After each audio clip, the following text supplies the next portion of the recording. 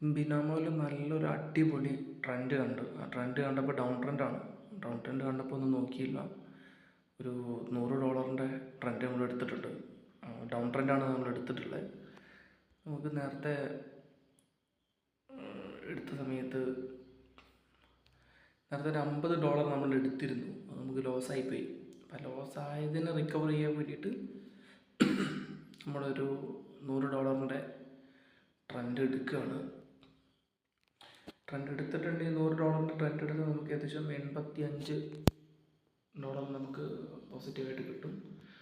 ഫസ്റ്റത്തെ ഹിസ്റ്ററിയിൽ നമുക്ക് ഡൗൺ ട്രെൻഡ് ഓക്കെയാണ്. ഒന്ന് നോക്കാം. ട്രെൻഡ് നമുക്ക് അടിച്ചിട്ടുണ്ട്. $50 പോയെങ്കിലും 42-42 ഏകദേശം ഒരു $30-something മുകളിൽ നമ്മൾ പ്രോഫിറ്റ് ഉണ്ടാക്കി.